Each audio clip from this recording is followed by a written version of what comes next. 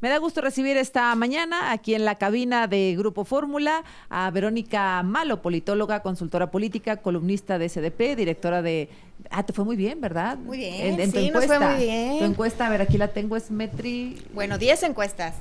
Espérame, es que no veo. ¿Metrix MX? Metrix MX, sí. Bueno, bienvenida. Ahorita platicamos, Vero. Claro, gracias. sí, muchas gracias. Y Marco Levario Turcot, periodista y director de Etcétera. ¿Cómo estás, Marco? Con el gusto de siempre. Buenos días. Qué gusto tenerlos acá. No nos veíamos desde el 2 de junio, y vaya que han pasado cosas. A 12 días de la elección, Marco, ¿cómo proyectas el papel de Claudia Sheinbaum en la presidencia? La proyecto subsumida a las direcciones políticas que el presidente de la República le ha dictaminado en tiempos y en formas. De inmediato, esto que señalas tú, del 2 de junio a la fecha, ya estamos hablando en estos momentos de la destrucción, que no reforma, del Poder Judicial de la Federación. Y esto a partir de un planteamiento político de Andrés Manuel López Obrador que trasciende al propio sexenio y que utiliza a Claudia Sheinbaum como un instrumento ejecutor de esa destrucción del Poder Judicial. ¿Qué opinas, Vero? Sí, vamos a ver una continuidad. Bueno, no prometió otra cosa, por cierto, ¿no? La continuidad del segundo piso, etcétera. Pero este mensaje que manda el presidente diciendo la reforma va así y así, sí es muy contundente, ¿no? Respecto al personaje. Sí, yo creo que hay elementos de imposición, incluso a ella en estos momentos. Es una situación muy difícil porque tampoco puede romper con él, no puede romper con pues el voto ciudadano, que es lo que han pedido, estén en lo correcto o no, estemos en lo correcto o no. Yo sí creo que su carácter da para lentamente, de una forma muy estratégica, irse distinguiendo, más que separando, de Andrés Manuel López Obrador. Lo veremos. Lo que me preocupa es si las instituciones y los mercados y la economía van a resistir mientras tanto, porque si no resisten, pues sí la colocarían en una situación muy, muy delicada. A corto plazo lo que más preocupa, y creo que con mucha razón, es el tema del Poder Judicial. Y parece que no hay marcha atrás, Marco. Ni tiempo, como para que podamos valorar si se puede anteponer o no el carácter y sobre todo las posturas políticas que ella sostenga. No lo hay.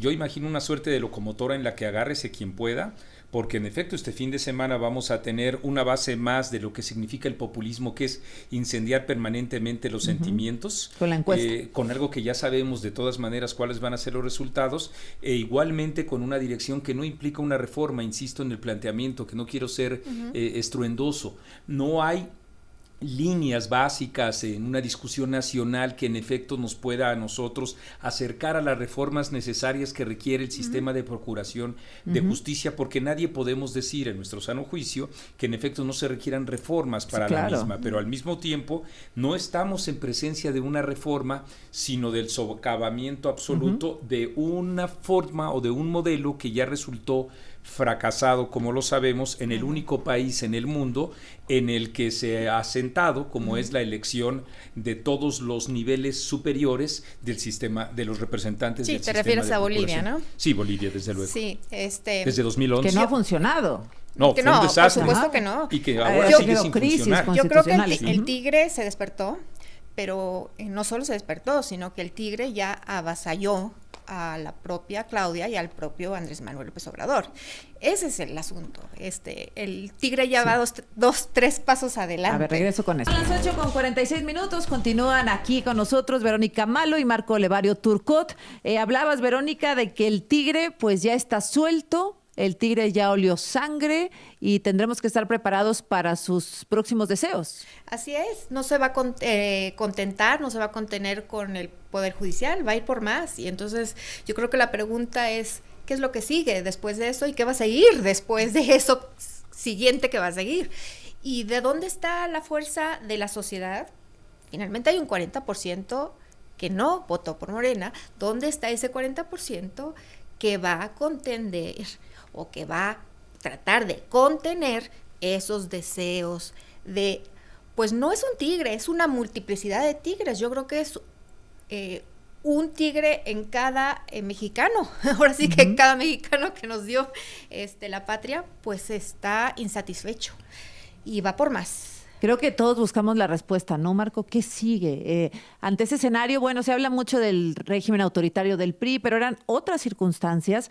Ahora me parece que el factor más sorprendente es que la sociedad lo decide. La sociedad decide por voluntad propia, los ciudadanos regresar o, digamos, reconfigurar un sistema autoritario en donde una sola persona tenga todo el poder, por decisión propia, digamos. Sí, sí. Me parece que el 2 de junio asistimos al fin de un ciclo que inició en 1977 y que dimos en llamar como transición democrática, y que durante ese lapso pues se establecieron todos los eslabones probables para ir generando una incipiente democracia, y creo que en el cierre de este ciclo estamos en estos precisos momentos asistiendo a la refundación de un sistema autoritario, populista, en donde en efecto no existen ya esta suerte de contrapesos al ejercicio del gobierno, y no hay la posibilidad de contenerlo en modo alguno.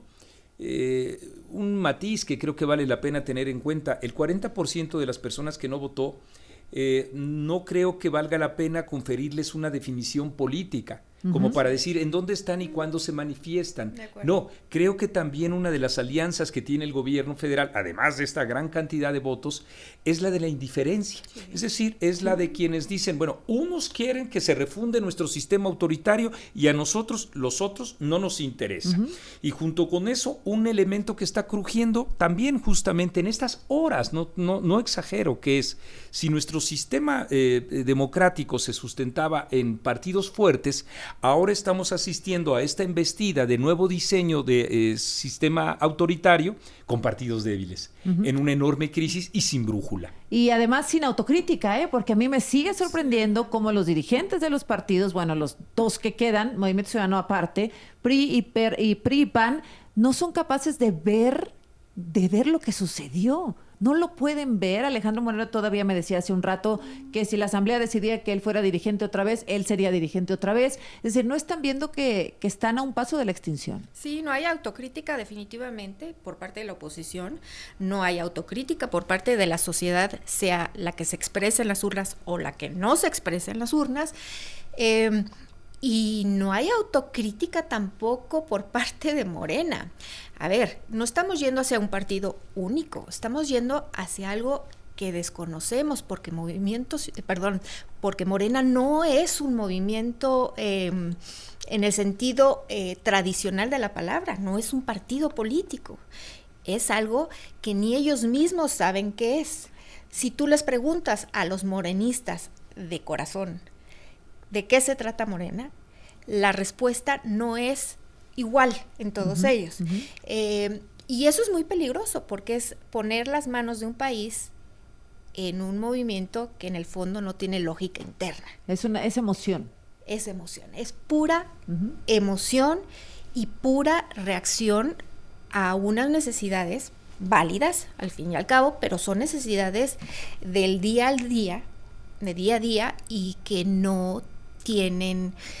pues que no construyen, que no tienen asidero en nada a futuro, concreto a futuro. Escucho mucho decir, ya vimos el fin de una era, el fin de un régimen, vamos al otro, desaparecen partidos, etcétera. ¿Qué te imaginas que viene, Marco? ¿Un régimen sin partidos? ¿Un sistema de extinción de partidos? ¿Qué ves? Un régimen autoritario con partido dominante. Se emplea demasiado los conceptos de manera irresponsable cuando se habla de hegemonía. Cuando se habla de hegemonía, estamos hablando de un partido que en efecto priva sobre otros tantos y va construyendo, ejerciendo política, la posibilidad de los acuerdos. En este caso no es así.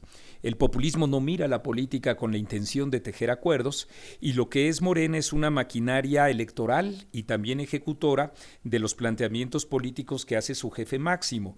Eso es en estos momentos, y creo que el único asidero que tenemos para tratar de entender lo que está pasando son las experiencias latinoamericanas de estos procesos de involución autoritaria, en donde lo que ha ocurrido es un desgaste interno del propio gobierno y de las propias fuerzas, porque al desatar más emociones o pasiones relacionadas con el poder mismo y no con planteamientos estructurales, ideológicos y políticos, porque bueno, pues en Morena subyace lo mismo un actor político estentóreo y grosero que otro, en fin, que entre ellos mismos son una enorme contradicción que llegan a la división.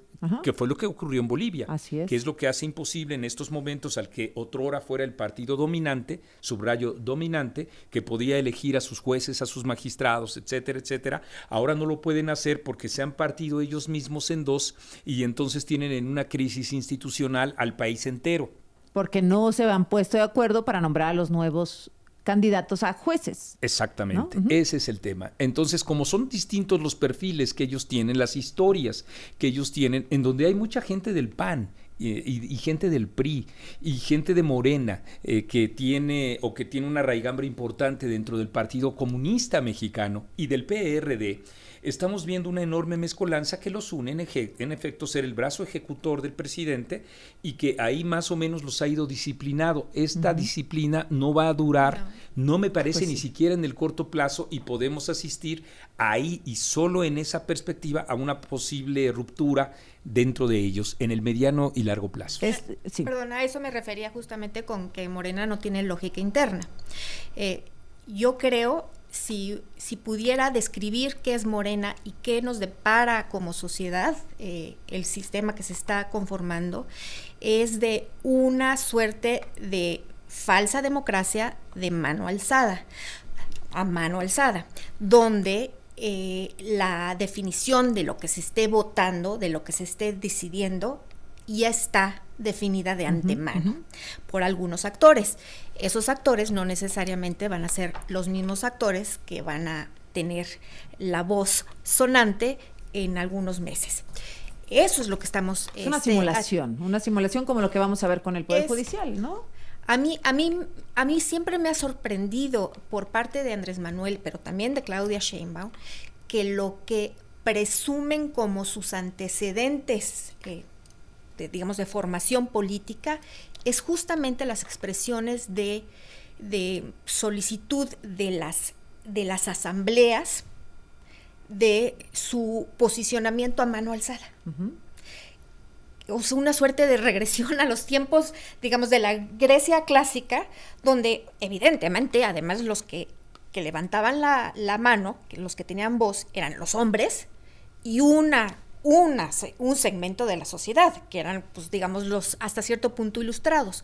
Cuando tú trasladas eso a una sociedad de 100 millones de habitantes, pues lo que tú puedes manipular a esa sociedad que va a estar alzando la mano continuamente con respecto a cualquier decisión, pues es brutal lo que puedes hacer.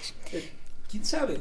Lo que ha ocurrido con estos procesos en otros países es que la gente deja de levantar la mano. Es decir, pues por ejemplo, en Bolivia eso Ajá. pasó. Que aquí vale la pena acotar dos elementos importantes. Primero, se requiere mucho tiempo para valorar, y mucho tiempo son 15 años en el caso de Bolivia, para valorar la desgracia de pues no diseño, sino destrucción del sistema, porque lo que implica es que el gobierno se apropia de la procuración de justicia y la hace a modo, en el caso mexicano, con un elemento adicional. Los grupos de la delincuencia organizada, que en todo el país también se frotan las manos para decidir quién sí, quién no, juez lo puede llegar a absolver. A ver, déjame regresar después del corte y cerramos con este tema, por favor, Marco. Gracias. Claro. Son las 9 en punto, regresamos aquí con Verónica Malo y Marco Levario Turcot para cerrar nuestra mesa. Marco, tú hacías algunas observaciones respecto al sistema de elección de jueces en Bolivia que no ha funcionado y que ha metido al país pues en al menos 2 crisis constitucionales, ¿no? Así es, de 2009, cuando se aprueba a la fecha, que es cuando no se puede poner de acuerdo el otrora partido dominante, hay una crisis institucional importante. Pero también señalábamos a propósito de esta arenga permanente del populismo por levantar el voto prácticamente para decidir qué conductor del Uber en estos momentos es el que tiene que llevarme a mí. Imagínense ustedes, en el caso de un médico o en este caso, que es el de la Procuración de Justicia, es una situación harto complicada y la sociedad, al menos en ese país, lo que ocurrió fue me están sobrecargando de funciones que yo no tengo porque el gobierno implica una delegación de las mismas y el Estado se configura justamente a partir de este tipo de funciones. Y lo que se empezó a dar fue una enorme abstención, de una manera tal en la que asistían a la boleta y tachaban completamente la boleta porque decían, yo no sé cuál es la trayectoria de tal o tal persona como para elegir a tal o cual persona. 60% de votos nulos por ahí. 60%, exactamente, 62% fue lo que empezó a mostrar un resquebrajamiento entre ese discurso arengatorio y entonces sí, del deslinde de la propia sociedad. ¿Pero no hay marcha atrás? En el caso de Bolivia espero que lo haya, en un nuevo rediseño, porque no se están poniendo de acuerdo. Le está pasando al populismo su peor tragedia, tiene que hacer política para ejercer acuerdos, pero no está en su DNA hacer política. Ahí es donde se encuentra o se abre la posibilidad. Como dices tú, después de 20 años de esto. El problema es ese, estamos nosotros apenas en 2 décadas perdidas. Así es. Estamos apenas empezando con este pues nuevo presente, sí, ¿no? Y bueno, y el levantar encuestas para conocer el sentir popular en torno a la reforma al Poder Judicial es muestra nuevamente de eso. Y sabiendo la respuesta, ¿no? O sea, si a ti te preguntan, ¿hay corrupción? Pues sí. ¿Quieres que se acabe la corrupción? Sí. Es decir, pues hay una respuesta obvia y evidente, pero sirve para legitimar este tipo de decisiones, ¿no? Verónica, gracias, qué gusto verte de nuevo. Al contrario. Marco, muchas gracias. El agradecido soy yo de estar gracias con a los dos y espero que nos veamos pronto, otra vez. Con mucho gusto. Gracias, Marco Olevario Turcot, Verónica Malo. Son las 9 de la mañana.